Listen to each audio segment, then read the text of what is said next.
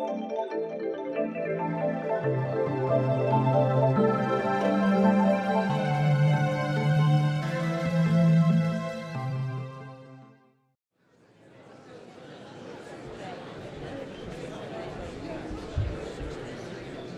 evening, everyone. Welcome to our latest Keele World Affairs meeting. Wonderful to see so many of you here. And tonight's subject, of course, brings us closer to home. It brings us to Europe and, of course, to the UK's relationship with it. And who better to welcome back than Professor Anand Menon, a great friend of Keele World Affairs, a member of our advisory panel. Behind the scenes, he's helped us a lot over the years. And as you will also know, he's an extremely busy man, because he runs the leading think tank UK in a Changing Europe and has been doing so since 2015, even before Brexit.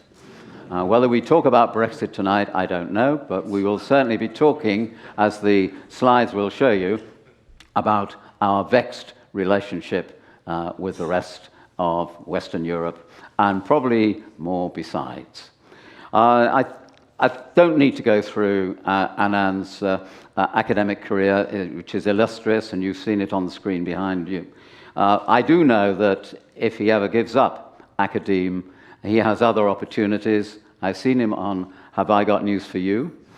And I think that he's got a great deal of potential if he branches out into another career.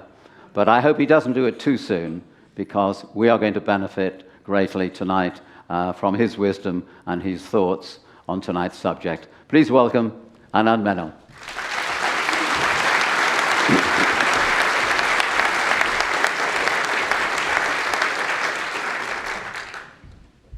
I mean, damn straight I'm going to talk about Brexit a bit, so get ready for that. But before I get into the substance of my talk, I just wanted to say a couple of things about Keele World Affairs. So, as Bill said, this is the third time, I think, I've come and spoken to you. And I have to say, of all the things I do, and I do an awful lot of speaking, this is probably the one I enjoy most. I enjoy it partly because of you lot, right? That's fine. I mean, don't get me wrong, I think you're weird. Traitors is on the telly, and you're sitting here, and I can promise you this is going to be quite a downbeat talk, so, you know, your choices are your own, but, you know, you have the right mixture of relaxed and attentive. The questions are always brilliant. And I have to say, for those of you who probably don't realise this, that the way this is organised as a speaker, so when I'm talking to friends saying you should go and do it, and I have to, you know, no word of a lie, they'll go, Keele. Right? There are some people who say that. And I'll just say, it is not only a great evening, but it is organised like a military operation. I cannot begin to describe to you how long Bill's emails are.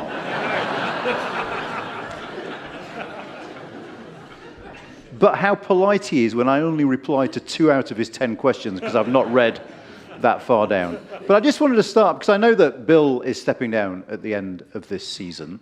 And I feel like a regular here now. So I wanted to start just by saying thank you to all of you. Thank you to Bill for being such a gracious, kind, and slightly over-organised host. And let me warn you that that is probably the last cheerful thing I'm going to say for the next 40 minutes, so buckle up. Now, what I'm going to say is not particularly upbeat, because what I'm going to try and do is outline some of the problems that confront the United Kingdom today. And there are a lot of problems, and they are quite severe in nature. That doesn't mean we can't solve them. It doesn't mean there isn't a way out of them. But I do firmly believe that it's only by starting to understand the situation we're in that we can start having a proper conversation about how to get out of it. If you want to cheer yourselves up, I mean, what I would say is, nothing I say about the United Kingdom, apart from Brexit, obviously, is unique to us. The economic pressures, the international pressures that we face are being faced by all countries across Europe. Everyone is suffering from the same sorts of things. And as I said, when you drive home tonight, if you want to cheer yourself up, then just keep saying to yourself, at least we're not France. But let me start by putting this into global context. And I understand that these slides are quite hard to see. So the one on the left basically indicates that in terms of geopolitics, the world is becoming significantly more unstable. In terms of the number of conflicts, in terms of global disruptions, we are edging back towards levels we last saw in the early 1990s. And on the right, it's a strange graph, that one on the right. It's about US tariffs. And you might look at that and think, well, actually, they're quite low compared to the 1930s. And indeed, they are. In the 1930s, the Smoot-Hawley Tariff Act imposed massive tariffs from the United States on the rest of the world. The fundamental difference is, in the 1930s, the Americans didn't used to trade very much with anyone. Now they trade an awful lot more. So actually, the impact of those smallish looking tariffs in 2024 are far more significant than the impact of those large looking tariffs way back in the 1930s. So we are in a global environment that is uncertain, that is unstable, where the global economic system is coming under threat, not only from tariffs, but from greater protectionism. Think about the billions of dollars, literally, that Joe Biden poured into the US economy to subsidize US businesses. The European Union is doing the same thing. It is a very hard time for a relatively small, open economy like ours to find its way in the world of trade, because trade is becoming more cutthroat, countries are becoming more protectionist, and they're trying to keep out foreign competition. So the first thing, the obvious thing to say is, as a small, relatively open economy, the United Kingdom is vulnerable to Trump tariffs, and these are just some Resolution Foundation estimates that, the bottom line, the takeaway from that graph is basically, if tariffs continue, they will impact on our economy, okay? That's fairly straightforward. The other thing to bear in mind is global geopolitical instability is going to impact on us again, as well. If you look at this slide, if you wanted a slide that basically tells you the story of the political economy of Western Europe since the Korean War, that is the graph. Since the end of the Korean War, we have slashed defense spending, and we've used the money that we save from defense spending to spend essentially on welfare, mainly on health, okay? The problem is that President Trump has demanded, and we have agreed, that within the next few years, we will start spending 3.5% of GDP on defense. So we're hovering just around 2 or just over now. Keir Starmer has made a vague, woolly, unspecific promise that sometime in the 1930s, we will get to 3.5%. It's quite an easy promise to make because, of course, it's after the next election, okay? But bear in mind that this places significant pressure on our domestic economic policy. The last time British defense spending was 3.5% of GDP was in 1988. In 1988, the NHS was eating up 4% of GDP. If you assume that we will hit 3.5% of spending on defense again in about 2032, the estimate for health spending in 2032 is 9.5% of GDP. So we're having to spend more money on everything, which obviously necessitates some really difficult trade-offs. And these trade-offs come in a context in which the UK economy is fiscally very, very stretched. And one of the reasons, the main reason maybe, why it's fiscally stretched. So the horizontal axis on that basically shows GDP growth. The vertical axis shows the price of servicing debt. And as a spoiler, where you do not want to be in that square is top left, which is pretty much where we are. We're in that invidious position of paying a lot for debt. Debt interest payment now, I think, is the third biggest budget item of the UK Exchequer, whilst having low growth. And growth, of course, is the key to paying off your debt easily. If your growth is high, you can pay off your debt. Just by way of comparison, growth now is bumping along somewhere under 1% of GDP, if that. And just to give you a comparison, when Tony Blair came into power in 1997, he inherited an economy which Kenneth Clark had very kindly left him, where growth was 4.7%.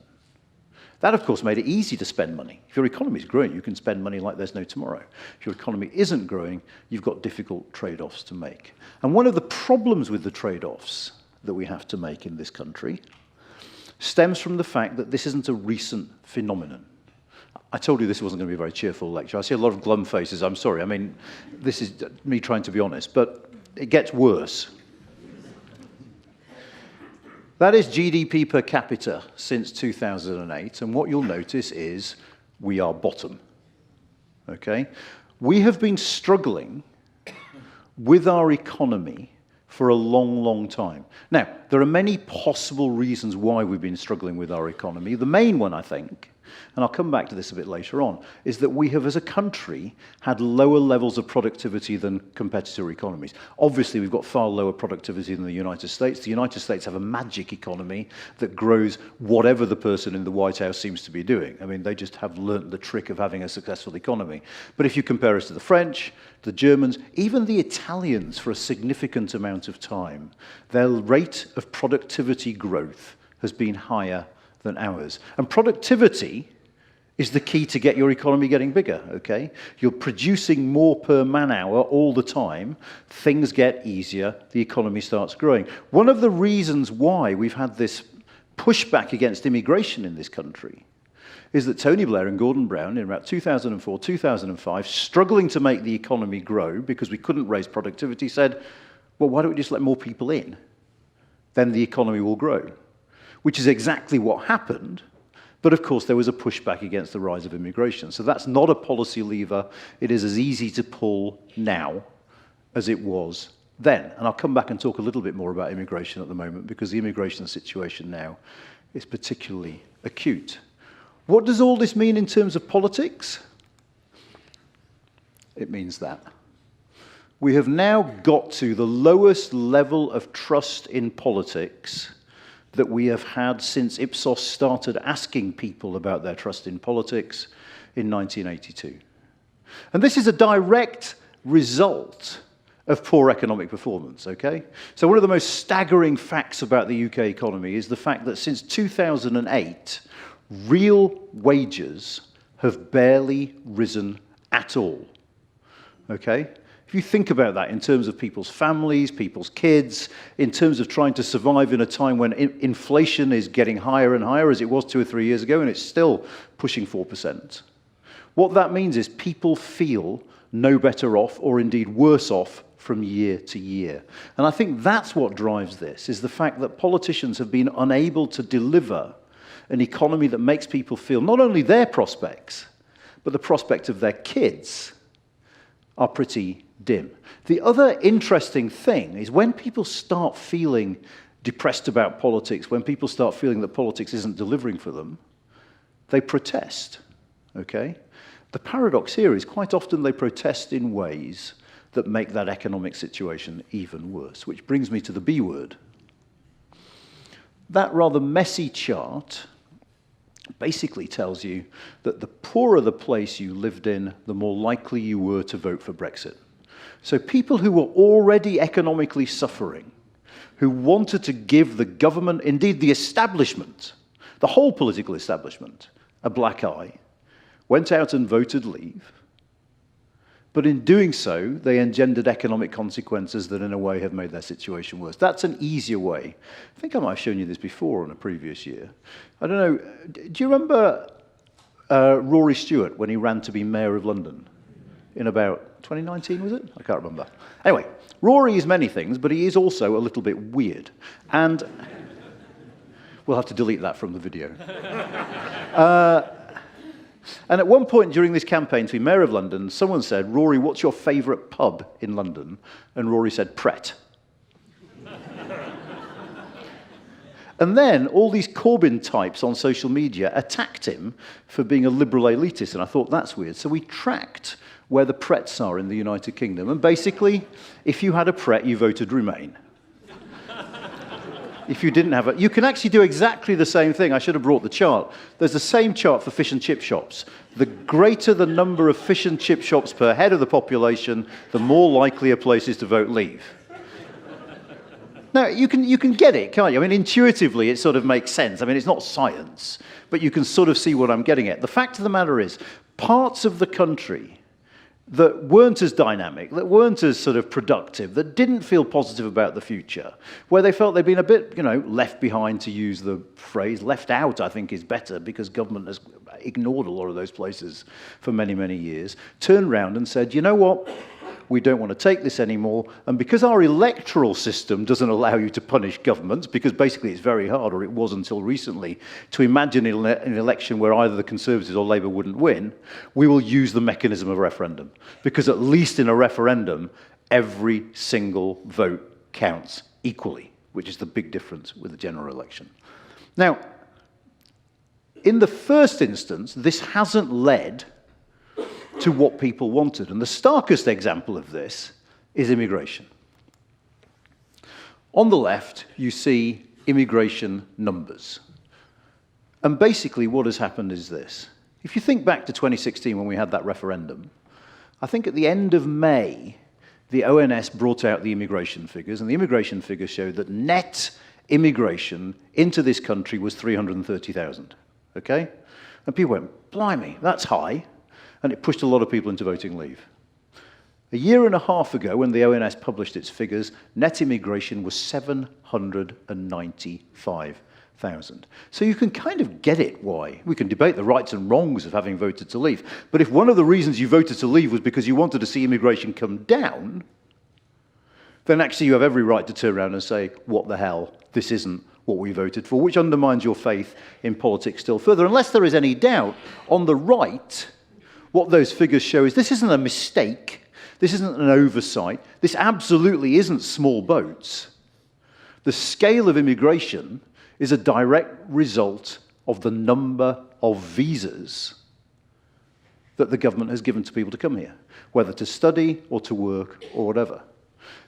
The problem is, of course, that this all gets messy. If you're the government and you're saying, okay, I'm going to reduce immigration, because on balance, on average, immigrants get paid more than indigenous people.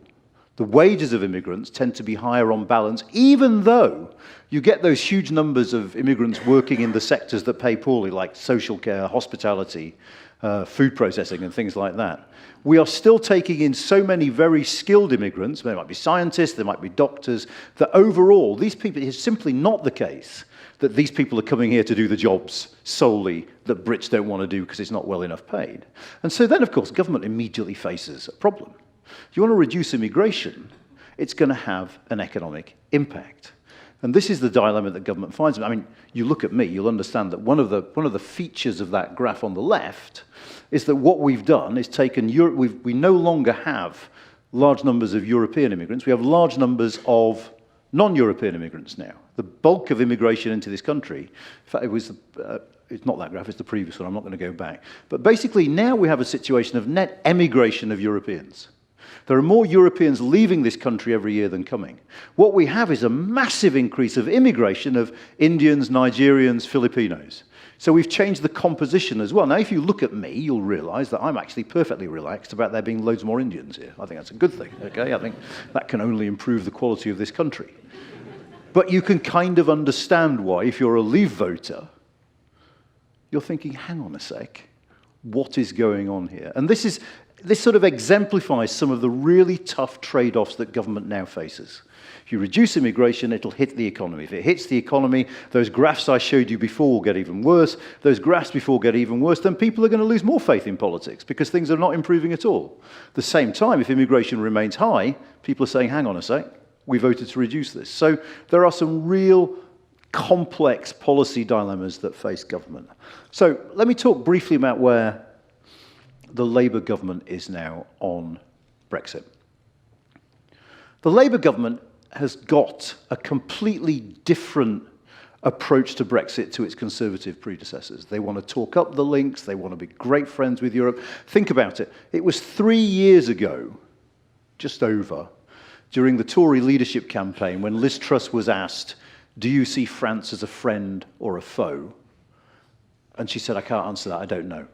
Okay, so we've come a long way from that. Keir Starmer has built very close ties with all the individual European leaders and with the heads of the European Union as well. And of course, he came to power promising in his manifesto, what a weird and flawed document that manifesto was, which we can talk about in questions later if you want.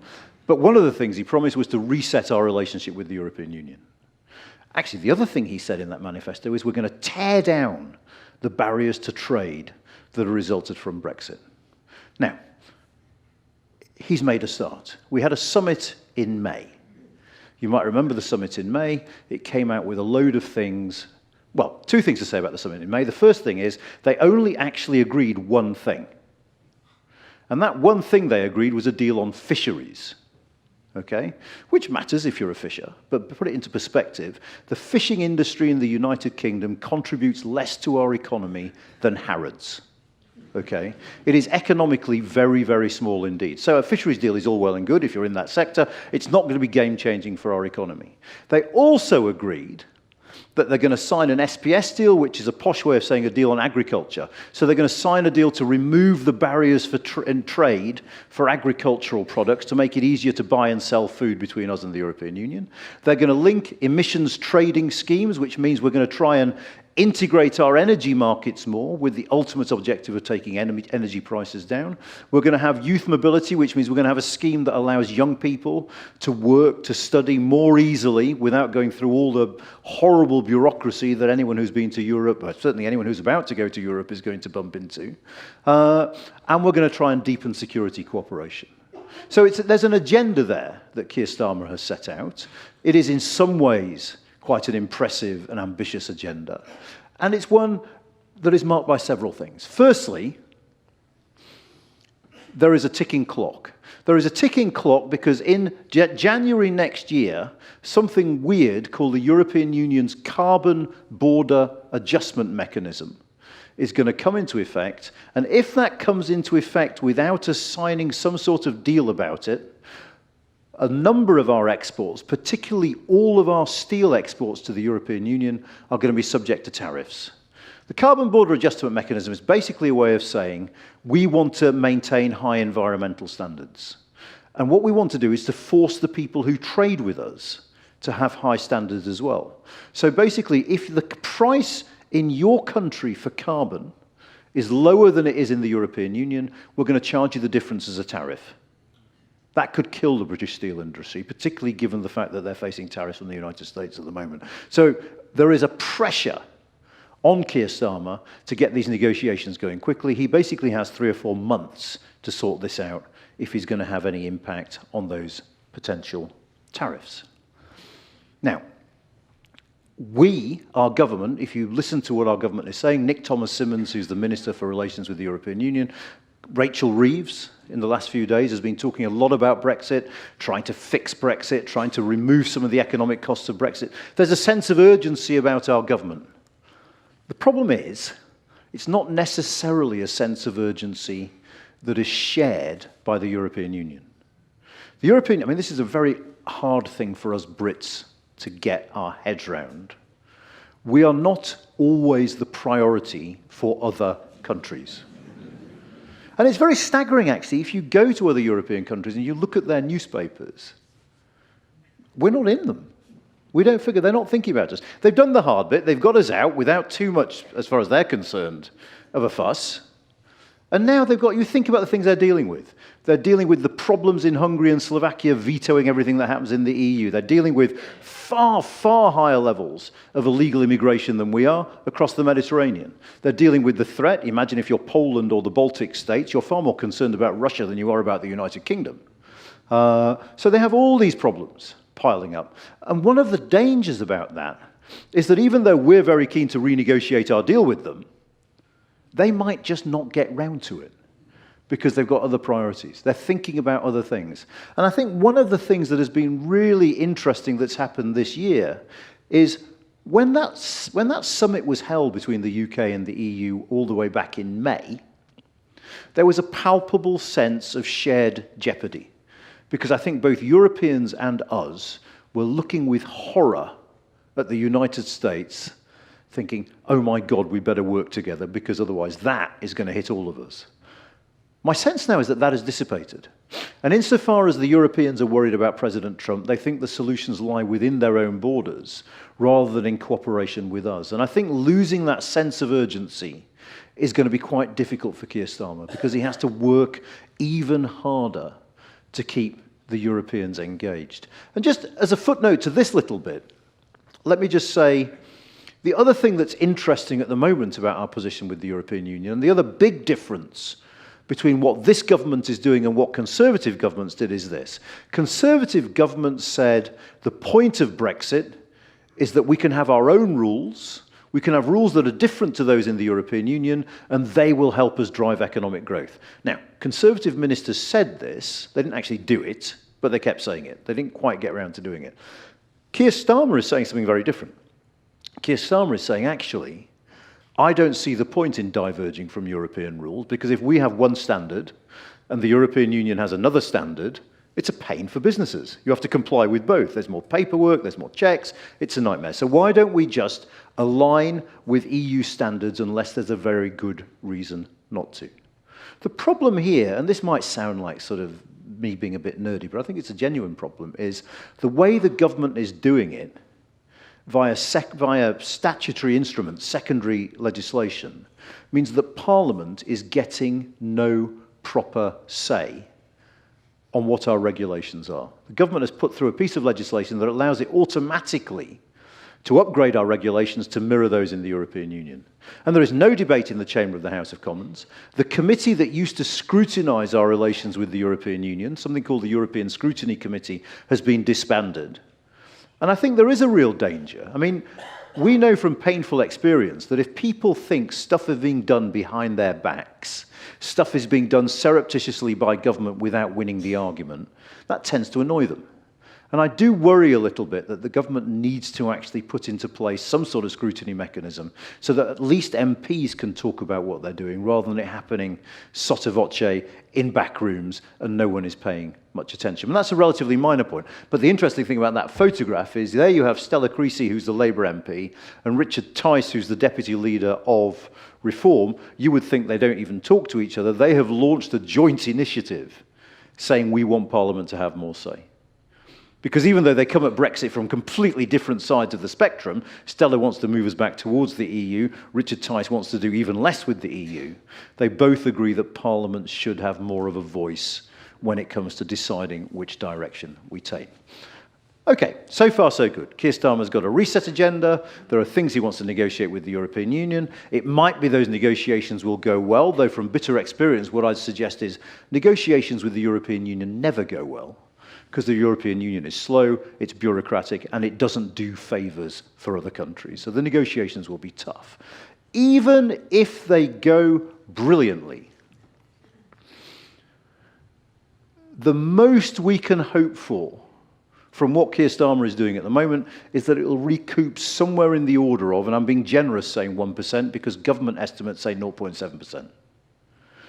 So they'll recuperate a little bit of the economic hit of Brexit. They won't recuperate anything like the whole amount. And here I just want to talk for a moment about the economic impact of Brexit, because we're starting now. The last time I came and talked to you, we had forecasts. Now we have data, because we've been out for a few years. And what that data shows, these are forecasts first and foremost, I think I've had this conversation with you all before. What that table tells you is we can sign as many trade deals as we like with the Chinese, with the Indians, with the Americans, the Australians, the New Zealanders.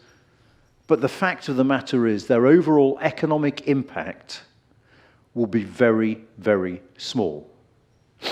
And the reason why that economic impact will be very, very small, now this is going to get very technical, so bear with me and listen carefully, it's because they're further away. All right?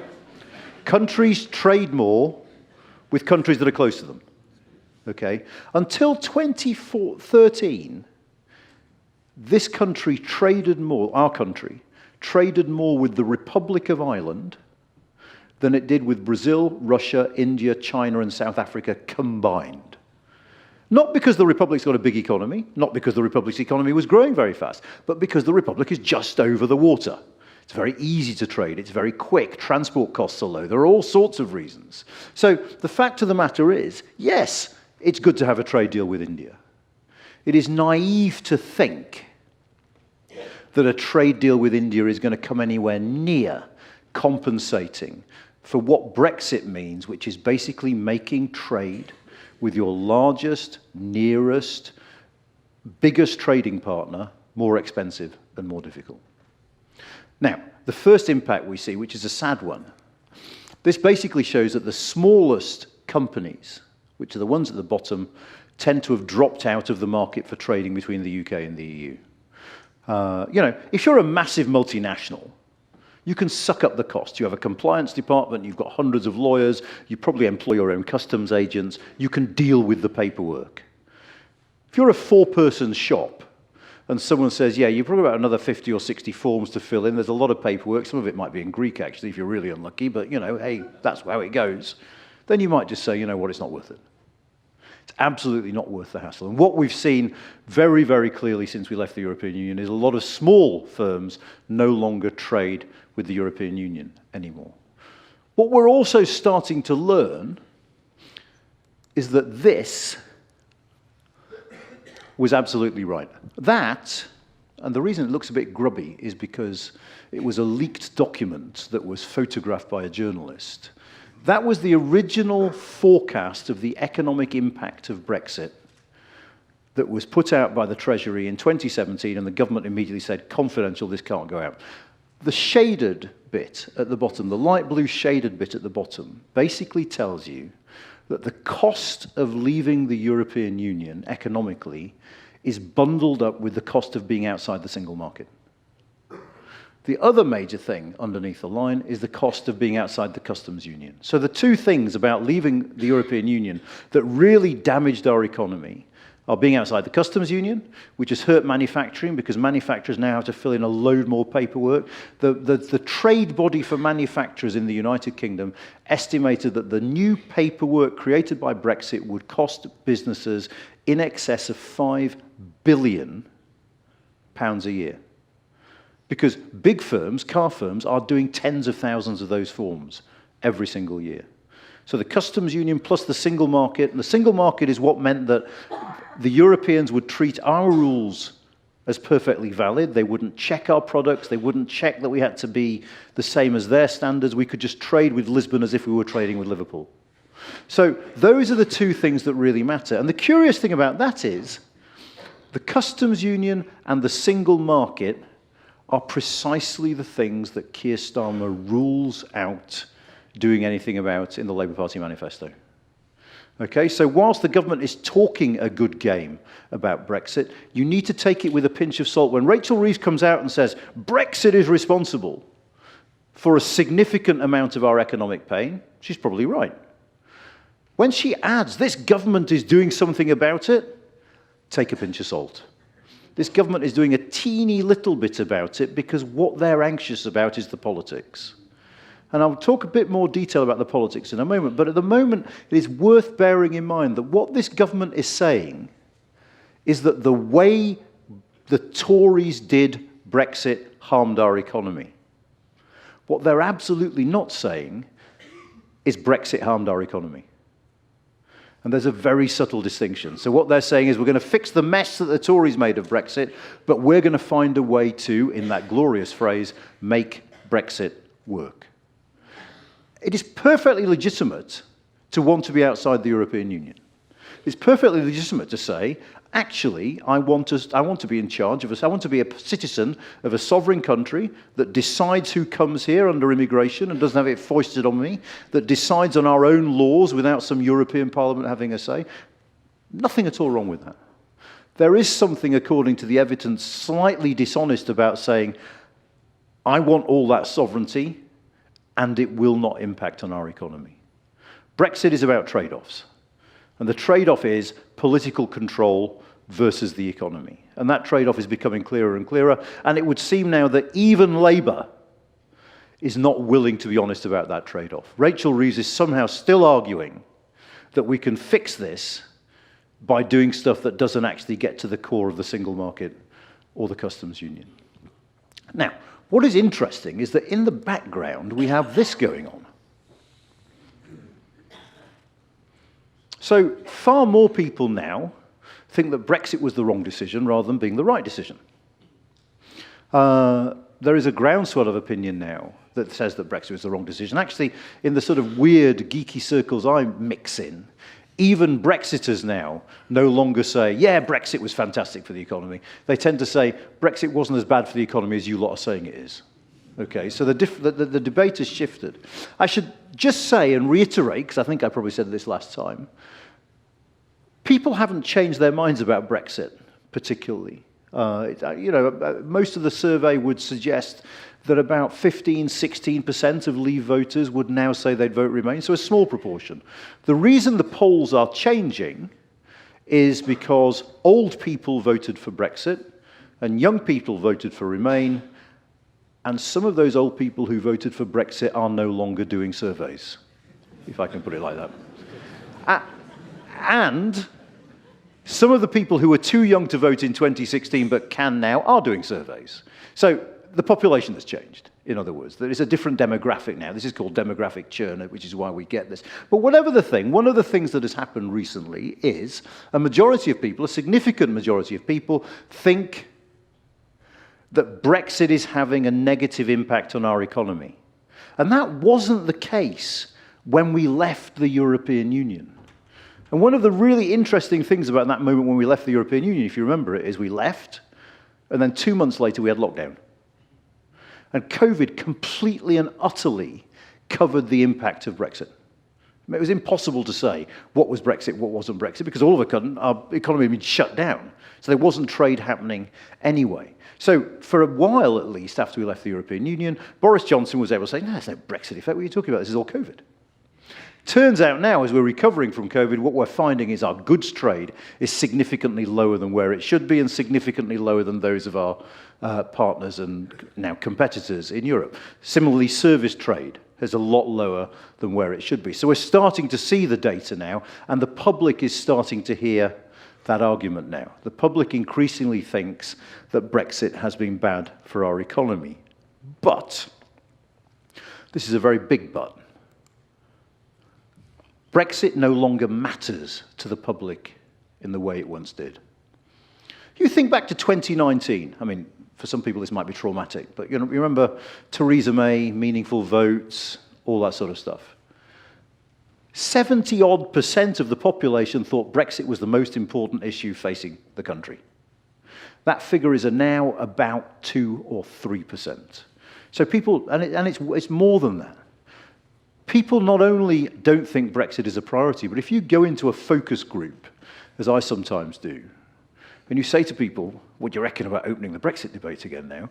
Most of them put their fingers in their ears, start shouting and hide under the table, because there's a kind of PTSD about it, which is like, can you imagine anything worse than doing this again? And I sort of think we've arrived at a sort of quintessentially British position on this. We made a decision, we're coming to regret it a little bit, but actually we can't honestly face doing anything about it, so we're just going to put up with it and moan a lot. And that essentially is where the public mood seems to be for the most part on Brexit. But then that poses quite an interesting question for me, which is, okay, the public is sympathetic to the idea of closer links with the European Union. That much is clear. Even there was some polling done by the lobbying group Best for Britain recently, where they found that even Conservative and Reform voters want some closer relations with Europe now because they're starting to understand about the economics of Brexit. But the government won't do very much.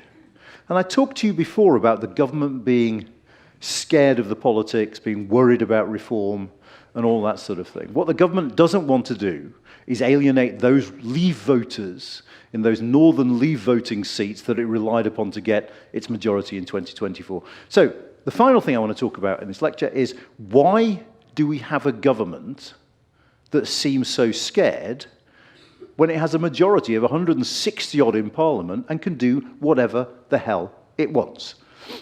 First answer is this. Even though Keir Starmer got a majority of over 160 in the election only about 15 months ago, he got it on the lowest share of the vote any government has ever had. If you ever wanted an election to underline to you just how utterly weird our electoral system is, it was this one. Possibly the most disproportionate election ever, except, ironically, for the Lib Dems, who always moan about disproportionate elections. Their election results was exactly proportionate to their vote for the first time ever. Everything else was miles away. So Keir Starmer, who looks like he's in charge of all he surveys, actually is doing so on the back of a relatively small share of the vote. And I talked about 1997 and Tony Blair earlier, and I was talking about economic growth under Tony Blair, which is one of the points. The other thing that was different with Tony Blair is when people voted Labour in 1997, they didn't just vote to kick the Tories out. They felt a sense of enthusiasm for new Labour. And that is utterly absent now. That's quite a damning slide.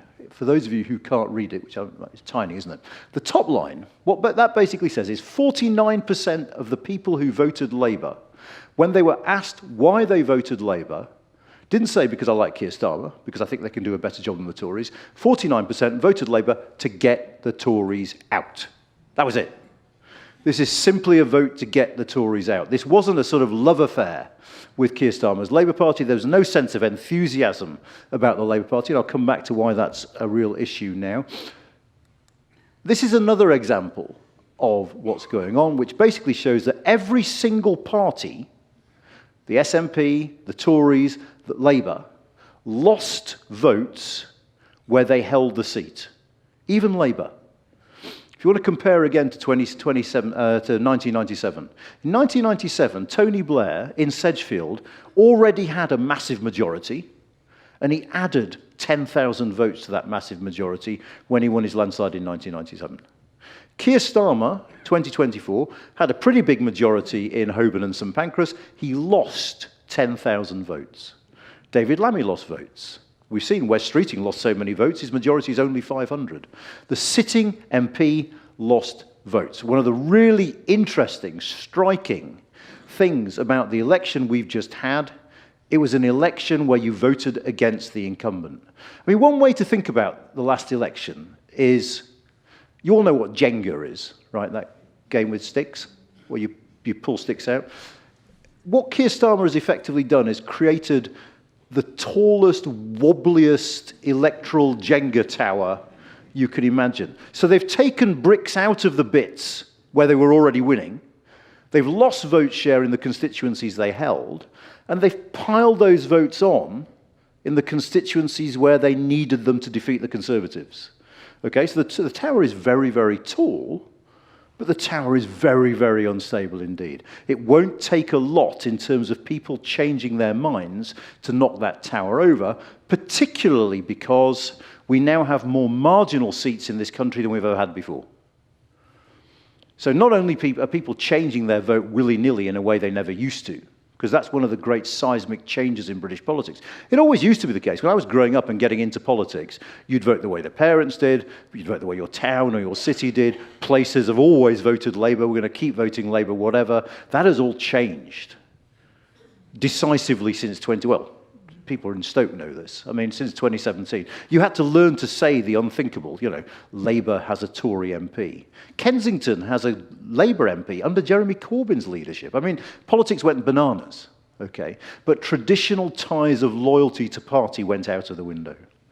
And what that meant is politics is really unpredictable, and even more so because there are so many seats where the party who has got the seat is sitting on a very small majority. And, to be perfectly honest, it hasn't been a great first year for Keir Starmer. His approval has fallen faster than that of any Prime Minister. The government has lost approval quicker than any government.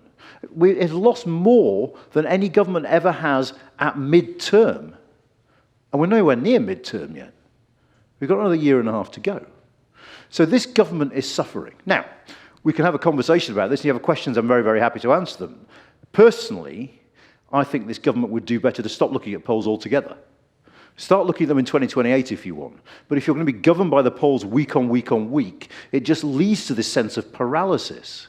We have the bizarre situation of a government with the biggest majority we've seen for decades governing from what is essentially a position of a defensive crouch.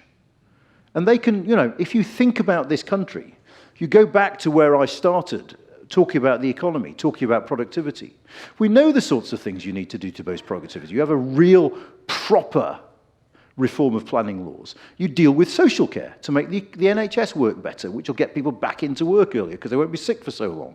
You deal with the iniquities of property tax. That means you pay a lower proportion of the value of your house in tax if you live in Hampstead than if you live in Hull. We know what the problems are. All of those problems you can solve with a majority of 160, because God knows, with a majority of 160, you can do exactly whatever you want. Okay? So, in a sense, that lack of boldness sort of feeds into a doom loop, We're unpopular, we better be careful. They're being cautious, they get more unpopular because nothing is going on. And it leads us to that. I told you the first bit was the cheeriest bit, didn't I? I didn't make this clear. Now, let me say a few things about that before I stop for questions. The first thing is the next election is not till 2029, okay? 4 years. It's a long time. Think about 4 years ago. 4 years ago, Boris Johnson was in charge of the country. He was riding high, he'd swept the local elections, he'd won Hartlepool. Tim Shipman, the politics editor of the Sunday Times, wrote a column in which he said, Boris Johnson is squatting across British politics like a giant toad and won't be moved for decades. 4 years ago, Keir Starmer was considering his position as leader of the Labour Party because he thought he couldn't do the job anymore. So an awful lot can change in 4 years, and an awful lot might change in the next 4 years. So nothing, you shouldn't take anything for granted. People who say, oh, Reform are going to be the next government, they're talking nonsense. We don't know. Remember, our next election, in theory at least, will happen after Donald Trump has left the White House, if he leaves. I mean, we don't know whether he leaves, but after Donald Trump should have left the White House. Okay? That being said, the problem for our politics now is twofold. Firstly, because we've had that draining of faith in our politics, and you'll find that green line going up when we get to the local elections next year, more and more people are fed up of the mainstream and willing to experiment with populism, whether that is the populism of Nigel Farage or the populism of Zach Polanski. There is a lot, if you talk to people in surveys or in focus groups, of people who basically want to say none of the above. Okay? And none of the above means voting for something else. The other thing about our politics which has changed fundamentally, and this shouldn't happen, we have an electoral system that's designed to mediate two-party competition. Okay? The two parties compete, one of them gets about 40% of the vote, sets up a government, governs for a while, then they swap. Our electoral system doesn't work if you have 5, or in Scotland and Wales, 6 parties competing for vote share. Why doesn't it work? Because it becomes a lottery. You can win an election on the back of 24% of the vote. And what that means is not only that you're going to get weird election results on the back of 24% of the vote, it means that we could be living in a country where 70% of people in your constituency didn't vote for you, where a government could be elected on the back of 28% of the vote. So there's a lot that could go wrong. I think there's a lot that this government could do to fix things before they go wrong, or do a lot of things to our economy that would actually help prevent the sort of drift to the extremes that we're seeing at the moment. We can only hope that they start doing it in November. I'm going to stop now because that's my 40 minutes. Thank you very much indeed.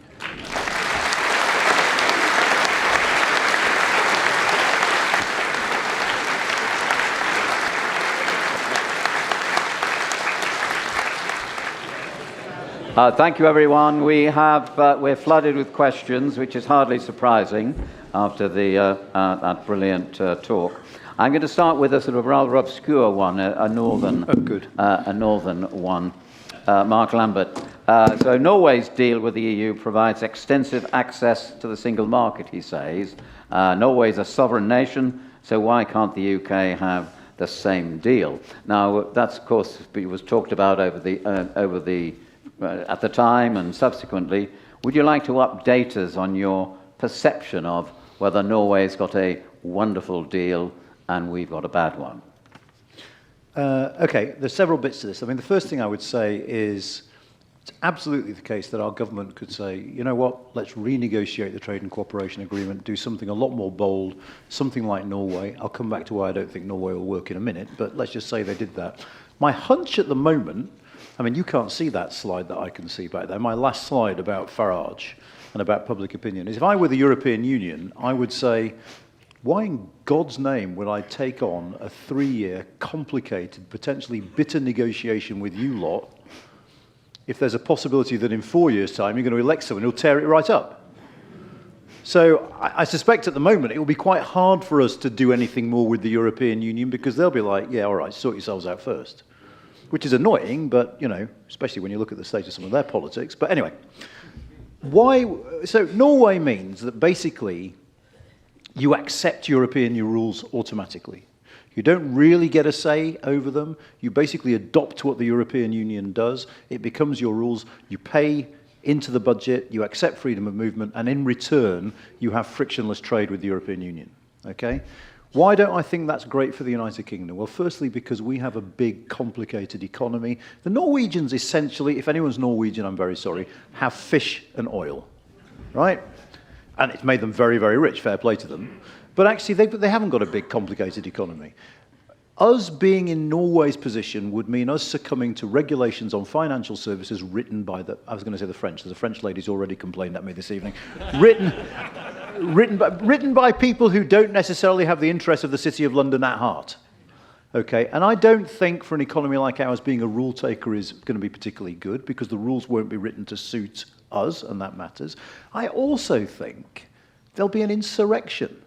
If the British people thought they had no control when they were a member, so you had a vote, and you had MEPs, and you were represented in all the institutions, how do we think the British people are going to react when basically we have what the Norwegians call fax diplomacy? I.e., you wait by the fax machine, you get the rule from Brussels, you implement it at home. I just think we're too bolshy, querulous a nation to tolerate this kind of thing. I also, therefore, think that looking at us, I think if you say in private to a Norwegian diplomat, "Ooh, we might join the EEA," which is what their arrangement is called, their face just falls. They're like, "Oh God, you'll just wreck it," and I think we probably would.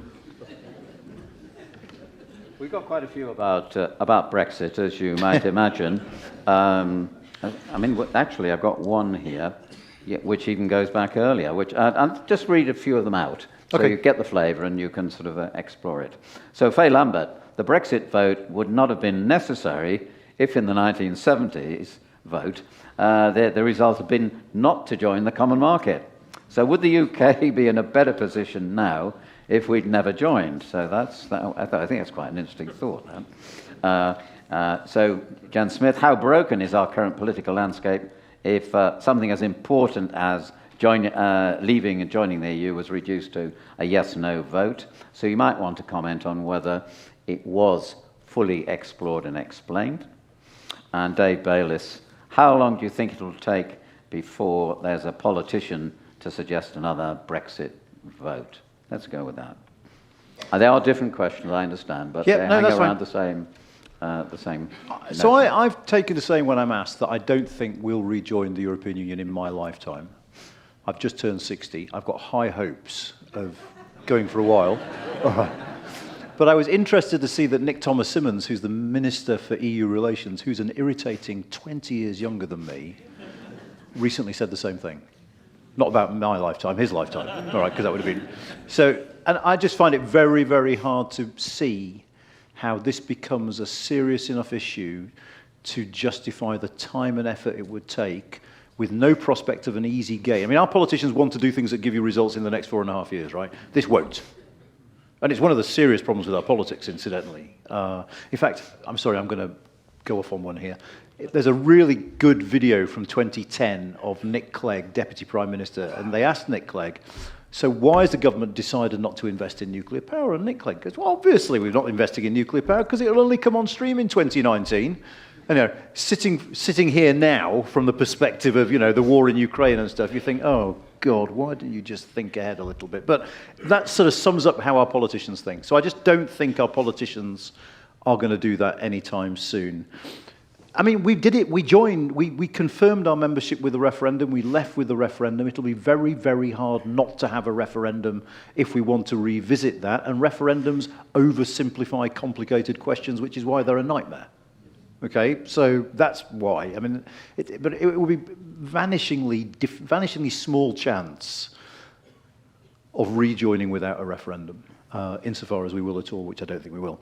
If we'd never joined, I mean, most of the economic studies suggest that a lot of the modernisation and expansion of certainly big, productive British firms that occurred in the 70s and 80s was partly down to Thatcher's reforms, partly down to the single market, which firms like British Airways, British Telecom, dominated because they were privatised early, unlike a lot of their European competitors.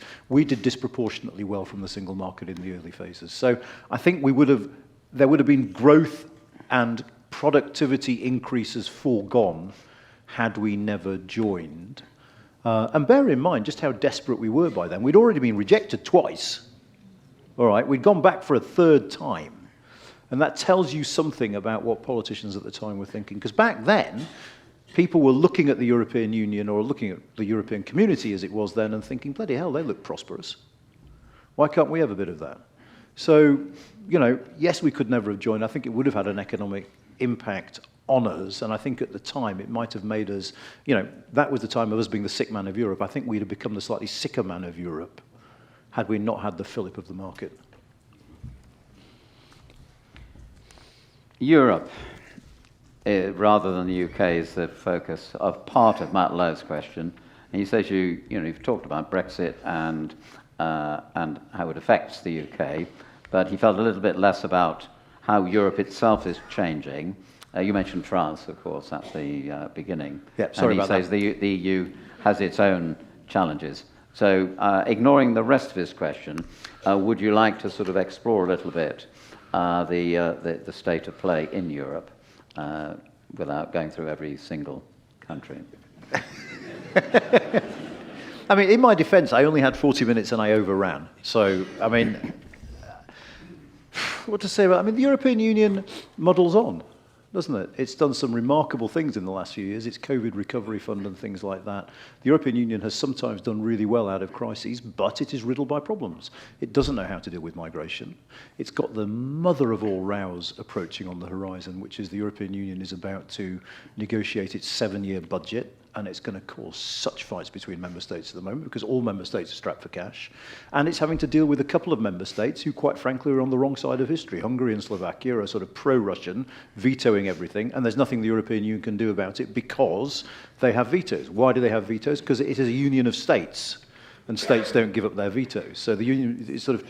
And the European Union is sort of trapped between being a very, very developed international organisation and a very, very undeveloped federal state in that sort of mushy middle bit and doesn't quite know which way to go. So they'll continue muddling on, I think. The single market provides a bit of a cushion for member states. It gives them a degree of security from headwinds from China and the United States. It's a lot more comfortable being in a big market than not being in a big market at the moment, but it's not going to be plain sailing for the European Union. And of course, the more populist governments come into power, the harder it's going to get. Though I would add one proviso, that the one favour we did the European Union is that when we left and when they saw what Brexit entailed, support for the EU in member states has shot up and is still far higher than it was in 2016. So even those populists who back in 2016 were saying, you know, we should leave the European Union too, a couple of years later, as people watched us, that became a very unpopular policy position. So even those parties now are saying, well, we should just have a bit less European Union. But obviously we're not leaving because, you know, it looks hard.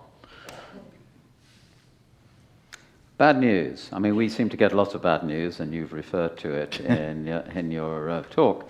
So I don't know whether you can answer this question, but Pete Holcroft wonders how and when the politicians in the other parts of Western Europe deliver the bad news that we can't afford everything that we've committed to. I mean, are they smarter than our current British crop of politicians? I mean, with apologies to the French lady who spoke to me earlier, I mean, in France they don't. I mean, in France they just, you know, the Prime Minister has just backed off pension age reform that is massively overdue because of the French fiscal situation. So in some countries they don't. I mean, in some countries, you know, it's like us. It's very, very hard to speak truth to the people. In other countries, I mean, actually, one of the ironies of the European Union now is the two economies in the European Union that are doing best are the Greeks and the Spanish. And that's ironic, of course, because you think back to the sovereign debt crisis. Now, the interesting thing there is, how did the Greeks and the Spanish turn their economies around? Because they were forced to, right? They were given bailouts, and they were told, in order to have bailouts, you're going to have to strip back your public services, you're going to have to cut costs. They went through really, really tough medicine that was imposed from outside. In the same way that if you go to the IMF for a bailout, it's a good, you know, it is a useful tool for a government sometimes to have an external power to whom you owe a significant amount of money, saying, you will do the following things, because the government can blame them, the population sort of understand. So it was that external constraint that has proven actually quite effective in Europe at the moment. And, you know, you go see the Spanish economy now, it's booming. Am I answering these questions too fast? No. I'm just wondering which ones to ask next. I mean, there's quite international profile. I think is quite interesting because what has been said about Keir Starmer is that he's done well internationally, but done badly domestically. But Tony MacDonald says nothing seems to be getting done. I saw on TV tonight that cabinet members were at the Vatican with the King. Is all this gallivanting around, Sharm el-Sheikh, blah, blah, blah, taking up too much of their time? I mean, they certainly enjoy it. I have to say that if you follow any of the cabinet ministers on Instagram, if I was an advisor, I'd say tone down the bloody travel photos because your average voter is going to get really irritated by seeing them. That being said, let's just talk about the Starmer and the international thing. Firstly, yes, I think he's dealt with a very bad international situation pretty well because he's managed to keep on decent trading terms with China, bring us closer to the European Union, have a good relationship with Donald Trump. That's not easy. And I think one of the reasons why Starmer's good at international politics is because it's reactive.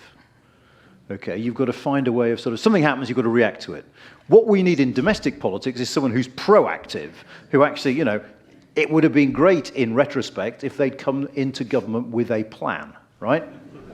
And they didn't. So he's very bad at being proactive, which I think hurts them domestically. He's pretty good at being reactive, which I think helps them internationally in a time of crisis. What I would say, though, is I think that balancing act between China, the US, and the EU is going to become much, much more difficult, and I'm not sure he'll be able to carry it off till the end of his term. If you look at what's happening now, partly in retaliation to what the US is doing, the EU are levying steel tariffs, including on us. We're collateral damage. They're not trying to do it, we're just collateral in that. When Trump does tariffs and stuff like that, it hurts us. If Trump falls out with the Chinese, he'll say to us, why haven't you got tariffs on Chinese electric vehicles? I think we're going to come, that international balancing act. So we want to regulate AI like the Americans do, but work closely with the Europeans on defense. There's a tension there, because so much defense is technology. And the Europeans at a certain point might say, well, hang on a second, unless we're sure your regulations are safe, like ours, why should we let you into our work on AI and technology for defense? So I think really difficult trade-offs work. And I think actually the final difficult trade-off is this. I think Starmer has been good to date in acting like the coalition of the willing means something. Right, him and Macron go around slapping each other on the back saying, coalition of the willing, we're here for Ukraine. The problem with the coalition of the willing is I really don't think it's a coalition of the able. And if, God forbid, Donald Trump turned around one day and said, I've forced a ceasefire, you lot go and police it. I think there'll be a lot of Europeans going to go after you, because actually we don't have the wherewithal to do it. And I think one of the reasons, and I wanted to talk about this, but I sort of ran out of time. One of the saddest things about contemporary Europe, including us, is that we have grown up during the Cold War to getting used to such a high level of dependence on the United States now, that they can just push us around. The reason the European Union agreed to those US tariffs at Turnberry was because they were worried the US would pull support from Ukraine. Not because they couldn't fight them economically, they could, but because they were worried about the security thing with Ukraine. We are dependent on the United States for so much. We keep buying American kit, even though we know that there might be kill switches introduced by manufacturers that mean if they don't want us fighting with them at a particular time, they could turn them off. Our level of dependence on the United States is frankly embarrassing. And it means that we lose the ability to act autonomously in international politics. And I think that's true for the whole European continent. You talked about how small fishing was as part of the economy. I do remember that in the past we used to get lots of information about how over-important was the city in the financial centre and what it generated. So I think Christine Powis' question is quite interesting. Give us an update. Has the UK lost dominance as a leading financial centre in the world since the Brexit actions? I mean, the city has come under challenge, actually not necessarily because of Brexit, I think more because of the nature of tech companies and American stock exchange, which means you've seen a lot of flotations of firms that should have happened here recently happening in the United States. But that's nothing to do with Brexit, that's just to do with the workings of the US and UK markets. Brexit has hurt the city, we don't know how much. People aren't very good at giving us information in the city, as it turns out. But, I mean, the broad assumption is it has impacted on the city, but not as much as people were saying it would, because the city is global, the city is competitive, the city can adapt. So the city is still a massive driver of growth in this country. one of the really interesting, just linking back to what I said before, one of the really interesting issues in Europe now is Europeans are rearming. They're spending a lot on rearmament. They're all ramping up their defense spending. One of the things they'll need to do to ramp up their defense spending is get access to credit, to deep capital markets, because actually it's quite hard to get private funding for defense, because if you build a tank, right, it sits there till you have a war. It's not like building something commercial which is going to make you a profit. So actually getting funding for defense is very difficult. And one of the things that European leaders are talking about at the moment is whether we need to link our capital markets together better so that we can draw on those joint reserves to fund our rearmament. And actually, very interesting, there's a lot of people in continental Europe now who were in favour of sort of loosening ties with the UK's financial services after Brexit are now saying, actually, in a context where we have to rearm quickly because of Russia and an undependable United States, we might have to have closer links with the City of London again, because otherwise this rearmament project won't work. A sector that you probably might not want to discuss in detail, but I'll offer the question. This idea is that, put here, is that the European Commission is proposing to adopt less restrictive rules, aligning with the UK, USA and so on gene-edited plants, but that this is being obstructed in the European Parliament by pressure groups and could result in the European agriculture being left behind. So the question is saying, if we align with Europe in these areas, could we be stuck with this? Would you like to take the agriculture question, but also talk about, we always assume, I suspect, that while it's the European Commission that makes life difficult for us, perhaps it's more complicated than that. Yeah, definitely. It's the Commission and the Parliament and some member states. At the risk of sounding like a weirdo, the gene editing question is really interesting, because this has been, since Brexit, an area that successive British governments have said, free from the European Union, we can regulate less stiffly than they do, we can attract the sort of investment the Europeans don't. Because the European regulation tends to be guided by something called the precautionary principle, which means that you don't have to prove a danger, you have to think there's a potential danger, and that gives you enough to regulate against it. Okay? And it's a very cautious approach to regulation. It basically means unless we know it's safe, we're going to regulate. Politicians in this country, particularly conservative politicians in this country, want us to be a bit bolder. And gene editing is one area where this crystallizes, where people have said, if we can actually regulate less than the European Union, these big pharma and life sciences firms will start investing in the United Kingdom, and it'll be an engine for growth. Okay? So far, so good. There's two potential problems with that. One is, if we have different rules to the European Union, and even if we make fantastic products, because our rules are different, it means we won't be able to sell them in their market, which is the biggest market close by. It also means, because of the weird arrangements for Northern Ireland that Boris Johnson negotiated, that stuff that we make here under our rules can't be sold on the open market in Northern Ireland, because Northern Ireland has to obey EU rules. The second thing that's weird about it is I spoke in my talk about the fact that we're trying to negotiate an agricultural agreement with the European Union to try and make it easier to trade food and agricultural things across the border. Now, the British government is saying, well, we can align most of our rules, but we don't particularly want to align gene editing. The European Union is saying, tough. You know, if you're aligning on agriculture, if you really expect us to drop all checks on agricultural products, you align across the board because we share a land border. And if we share a land border, we don't want to run the risk of your weirdo gene-edited Frankenstein products wandering over the Irish border. We want to make sure that you're aligned so we know we're safe. And actually, this was one of the great canards of Brexit. That Labour in particular used to talk about this. They used to say, New Zealand has a really good agricultural deal with the European Union without the need to align with their rules. And someone needs to tell them that the reason New Zealand has that is because they don't share a land border with the European Union, so cows don't walk across it. And actually, it is harder to work together closely when you're neighbours because the risks are higher. And that's one of the issues we're going to face in signing an agricultural deal. Going back to Europe, and here's a rather specific one from Chris Nibbs. He says, he's got data as well, it seems, 89% of Hungarians want to stay in the EU. Viktor Orban wants out. So are we going to see Huxit? I don't think Viktor Orban wants out. I think Viktor Orban is perfectly happy where he is. He gets to veto the stuff that he doesn't like. He gets loads of money out of the EU budget. That is what I'd call a political sweet spot. I don't think Orban has the slightest intention of taking Hungary out of the European Union. The question is whether the European Union can find constitutional mechanisms to withhold money from Hungary for bad behaviour, as it were. But I don't think the Hungarians, or indeed the Poles, if they re-elect a populist government, or the Slovakians, have any intention of being outside the European Union. Another name that is provocative. It's an interesting question by Leslie Mitchell, which is partly touched on in your talk. But he's saying, he's putting two things alongside each other. Given the clearly growing disillusion with Brexit, how do you account for the growing popularity of Nigel Farage? It is apparently a paradox, he says. My history teacher was called Leslie Mitchell. Can you say that again? So, because Farage isn't associated with Brexit, Farage is standing there going, the Tories screwed it up. I didn't do it. If I'd have done it, it would have been fine.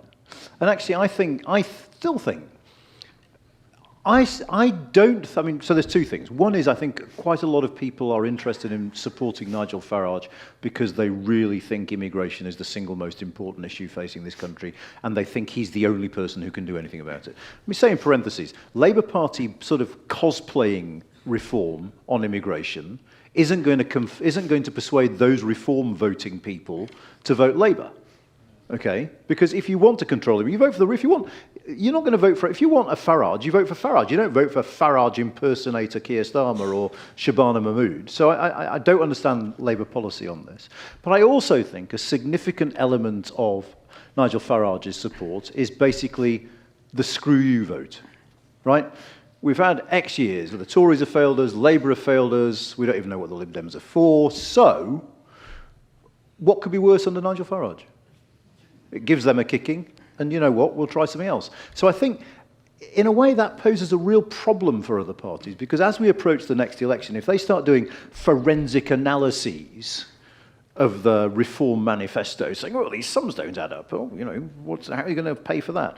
That's not the point, okay? And it will be a bit like the Brexit referendum all over again. It'll be like an emotional argument, which is these people have failed you for 20 bloody years. Are you really going to put up with it? Versus someone from the IFS going, oh, your figures don't add up. And basically, the first is going to resonate with the electorate, I think, a lot more powerfully and loudly than the second. You mentioned immigration. Can I just say, I like the IFS, and that my IFS voice then, we can't have that on the video either. Because, all right. Well, we don't edit any of your work. Oh, God. Yes, publish and be damned. So you raised the question of immigration, and we got a number of questions here that sort of allude to that. And so Jim Pilpel, for example, who now, compared with the UK, who in the EU has better border control? And someone else is saying, why is France unwilling to make it difficult for people, smugglers, to succeed in getting small boats across the Channel? Surely it would. Surely it would help them in the long term. I think they mean to be more helpful. So there's a flavour of thinking on border control. Do you think there are any countries that you mentioned that the EU is having to cope with rather more inflow than we are? But do you think any of these countries has got a better solution? No. I mean, what saves you is geography, right? If you're Finland, there are fewer people coming from North Africa than if you're Italy. So that's the variation. There are very few people going to Central and Eastern Europe. One of the things the European Union tried and failed to do was to get a sort of quota system going where the Italians got loads of people in, but they'd be shared out equally amongst the member states. And of course, the East European states said, no, we're not doing that, thanks. No one knows how to deal with it. You know why? Because there isn't an easy way to deal with it. I mean, if you take so there's two issues, right? There's the issue of regular immigration with visas, and there the fact is that we have aging populations in Europe with a smaller base of people who are working and paying taxes. And as I, age, I'm getting more and more keen on seeing people who will come here and pay for my pension, right?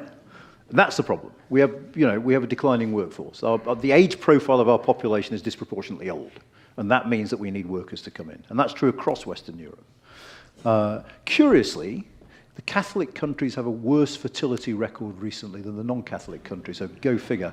That's true. And then there's the question of irregular migration, which is the small boats, right? I call it irregular because you have rights under international law, under the International Refugee Convention, that means that if you come over here in a small boat and claim asylum, you are not illegal, all right? You are just irregular. Dealing with that is problematic because it seems to me that if people are desperate enough to stick themselves and their kids on a dinghy in the high seas to get here, saying, oh, we're going to be mean to you and put you in a horrible place when you get here is not going to put them off, all right, because this is desperation. And there are more and more and more desperate people. There are people fleeing war, there are people fleeing instability, there are more and more people fleeing ecological disaster. If you think it's bad now, give it 30 years when the whole of the sub-Sahara is basically uninhabitable, and they'll be coming here too. It's not an easy... I mean, one of the problems with our politics is that first Rishi Sunak with Stop the Boats and then Keir Starmer with Smash the Gangs wanted to give the public the impression that there is a solution. And I don't think there is one. I mean, one of the issues, I think, is the tension in our own minds. Because, you know, if you talk to reform voters, it's very, very interesting. They will say, yeah, of course, Britain's a kind, generous, liberal, open country. If you're in need, we want to have open doors. But not to all of them. So we need to figure out a way to draw some lines. It might be that we have to revisit the conventions of the 1950s that we signed after the Holocaust and say, actually, in a world where everyone in the world has a mobile phone, therefore wants to come to the West, where they can travel more easily, those sorts of arrangements no longer work. But there is nothing quick or easy that can be done to solve this situation. And I think one of the reasons why this has become so toxic is that politicians of both parties have intimated that it is easy when it really isn't. Frances Bromley was listening and watching very closely in the talk, and she says, well, you stated that COVID masked the impact of Brexit. That was kind of... So she is wondering, is there a possibility that, in your assumptions about Brexit, that now it's masking the impact of COVID? Because it's easy to... Those of us who are well... can easily assume, well, it just happened and we all got over it. But has there actually been an impact long-term on the economy because of COVID as opposed to the effects of Brexit? I think there's both. I don't think COVID would affect trade to the extent that we've seen trade figures affected. And I think if you look at those trade figures, actually the only credible explanation for them is Brexit, because Brexit has put barriers on trade. When it comes to COVID, I don't think we've even begun to understand the long-term effects of COVID on the nation's health, whether it's the mental health of kids who didn't go to school or whatever it is. I think the long-term health implications of COVID, something we don't know. What the other issue is that in our country, as far as we know, and I'll come back to that in a minute, we have had far lower workforce participation of particularly people in the 50s and 60s, in their 50s and 60s, than in any equivalent country. Post-COVID. So it seems like post-COVID, a lot of people my age or thereabouts just thought, sod it. Perfectly decent pension, not going to go back to work, or whatever it might be. Okay? The reason I say as far as we know is we have a bit of a problem in this country because virtually all our national economic statistics are pants. Because we have discovered that the ONS and the statistical authorities have actually not been doing a very good job. And we have a thing called the labour market survey. The labour market survey really matters because it is the way we look at how well our labour market is working, what employment levels are, how many people are in the workforce and stuff like that. And it turns out the survey hasn't been doing what it was meant to be doing. This is the survey Rachel Reeves bases a lot of her assumptions for the budget on. I mean, it's a really serious thing, but we have it's very hard to get people interested in this. We have a serious statistical problem in this country that we need to fix, and it's a problem that's partly because we've massively underfunded the statistical agencies that haven't had the resources to do these surveys well. And without doing these surveys well, we are not entirely certain, but we have a hunch that we have a labour force participation issue amongst older people, which is helping to account for why our economy is underperforming. I don't want to stretch credulity, but after asking about that change, but Vivian Upcott Gill is wondering whether, in fact, all this Brexit outcome and the our disaffection, the disaffection between us and the EU, the UK and the EU, to what extent that has encouraged the escalation of Putin's aggressive onslaught in the eastern part of Europe, Ukraine. Do you think that that's a significant factor, or was it or would you say it was irrelevant? I think on balance, Putin would have been happy to see Brexit and see Europe divided. Okay, that serves his purpose, which isn't to say that Brexit wasn't a perfectly sensible decision. It's just from his point of view it was good, but no, I don't think it had the slightest impact on his thinking. I think Putin has always said Ukraine is an illegitimate state. Ukraine is part of Russia. And you know, he was nibbling away at Ukraine since long before Brexit, 2014, when he goes into Crimea. It's a longer-term thing. Right.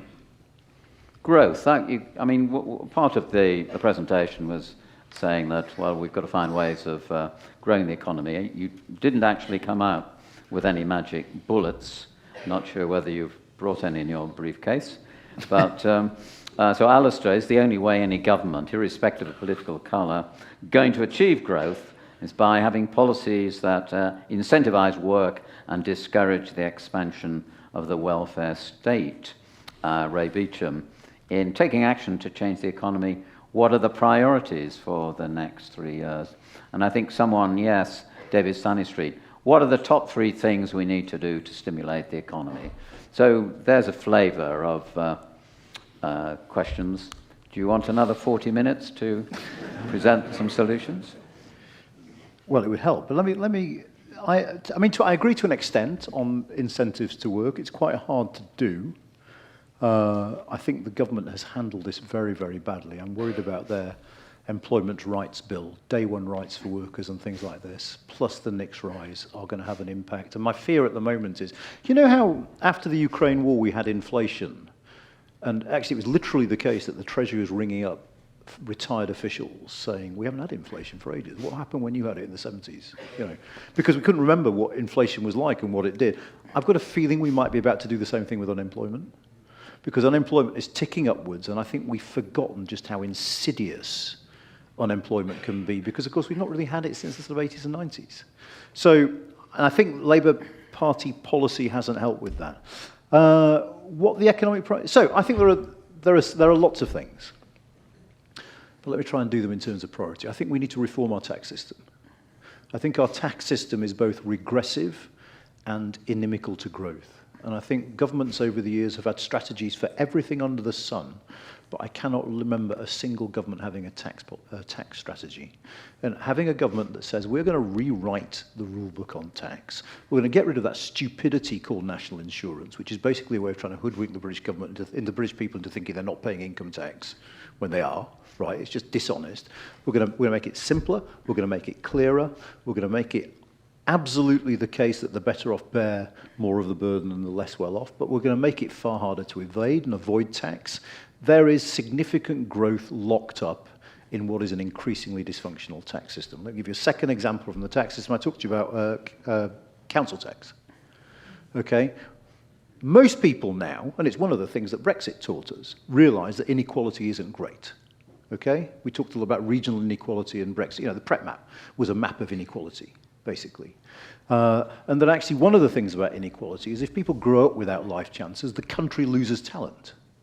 You're as likely to be a genius if you're poor as if you're rich. You're just not likely to get the same sort of education. Wealth inequality is one of the greatest impediments to social mobility in this country. If you think about parents who leave to their kids £1 million because that's the money they have in their house in the southeast of England, and that's barely taxed. We don't tax property at all, really, to levels that other developed countries, particularly if you look in Scandinavia, do. We need to start thinking about how we deal with wealth inequality, not in some massive Marxist confiscate the wealth sort of way, but to make it slightly harder for parents to pass on their advantages to their kids to the disadvantage of kids that come from nothing. That's another thing we need to do. I think we could invest quite significantly in green technology because it's happening, all right? And we have a choice. Either other countries do it or we do it. At the moment, we are pathetically reliant on Chinese technology to do the green transformation. The green transformation is happening. The Chinese are doing it, the Americans, certainly the Californians are doing it. It's happening, okay? And we've got to make a decision whether we want to be sort of policy takers or policy makers, and I think a degree of investment in green technology would help us because it would give us jobs as well as costs associated with that transition. I can keep going, there's a long list. Planning reform's the other thing. The government has bottled planning reform. And it's bottled planning reform in two ways. One, because in its reforms of the national policy planning framework, it has still left local authorities with a veto power over decisions. And the problem with that is local authorities don't want houses built because they pay for the services and get none of the revenue from the houses. So it makes sense for them to say no, okay? Because their budgets are already really, really stretched. We need to do something about that. We also need to do something about the fact that the government introduced this term grey belt, which is meant to be a bit that is easier to build on than the green belt, but they failed to provide a legally watertight legal definition. So I guarantee you, much of the next 4 years is going to be court cases with developers trying to fight to say that is actually grey belt, not green belt. Final thing, we need to devolve power away from London. One of the main reasons why productivity in the United Kingdom is low is because our second cities are rubbish. So if you compare across countries, London holds its own with any city in the world in terms of productivity and its economic contribution to the country. Birmingham, Manchester, Leeds, Glasgow do not. They fall significantly behind their peers. Why? Lots of reasons, one of which is we have systematically underinvested in those cities over time. If you live in the outskirts of Birmingham, it's virtually impossible to work in the centre of Birmingham because public transport's so rubbish. A couple of cousins came over from India. Don't worry, they went home, they didn't stay. To watch the first couple of days of the Test match at Edgbaston, right? And we went out one evening in the centre of town after India won, by the way, it was great. And she said, it's bizarre, I can't tell where the underground stations are. It never dawned on her. This is India, right?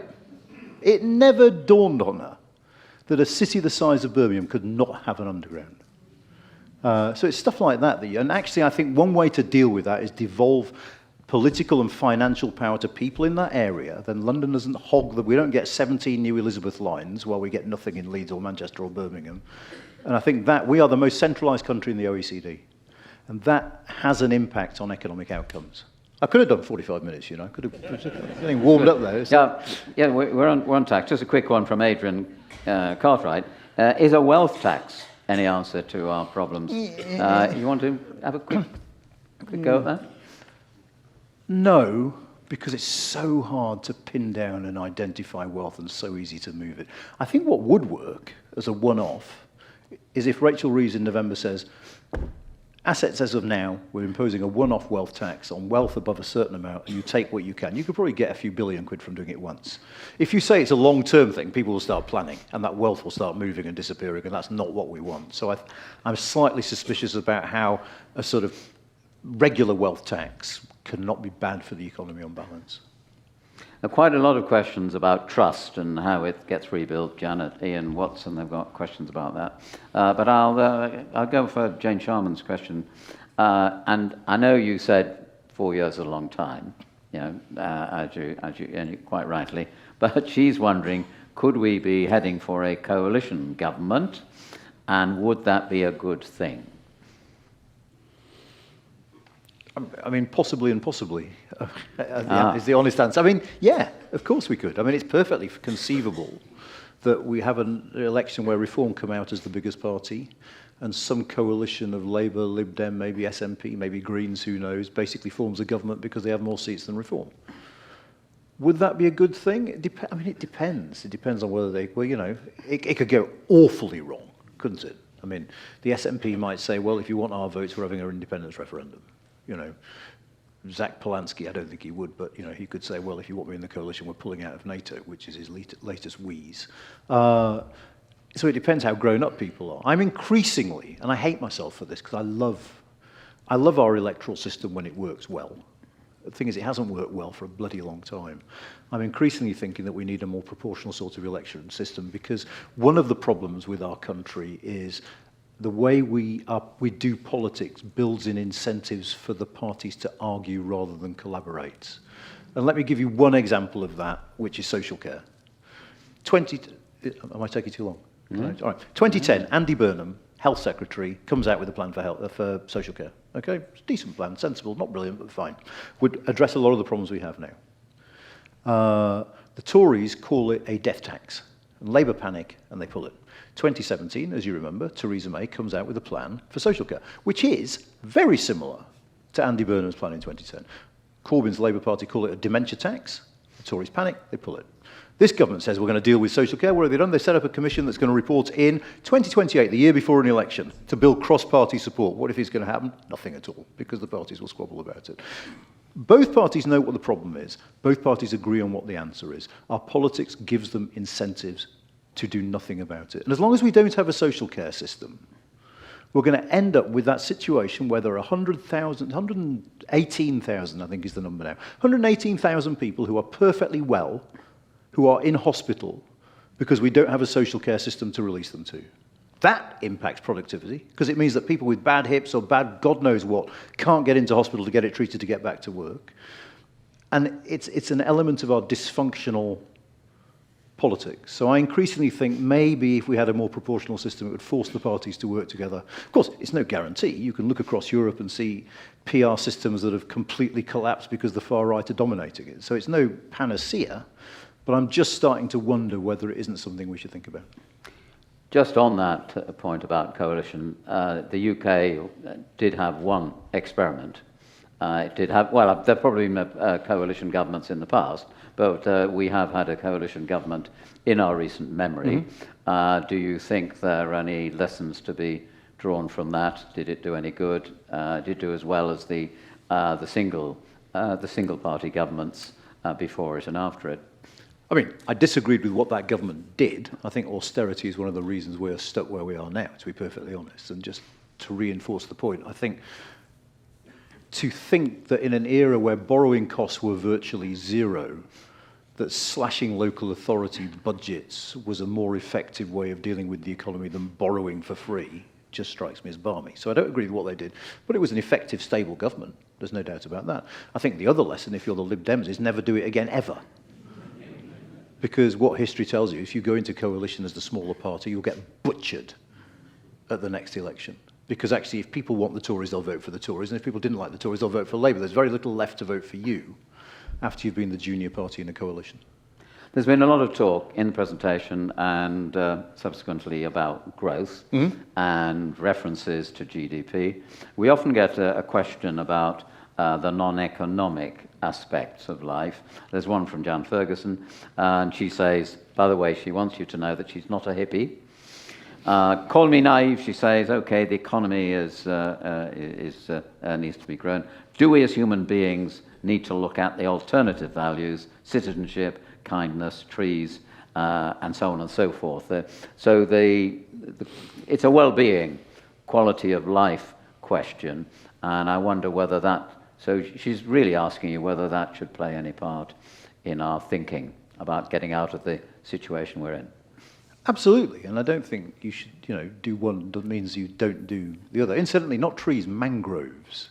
Mangroves are a far more effective way of trapping CO2 than trees are. So if you want to invest in something, don't buy a tree, give money to Panama where they've got mangroves. Panama is one of the very few countries that's carbon negative. And the reason they're carbon negative is they have all these mangrove swamps that are just sucking CO2 out of the atmosphere really efficiently.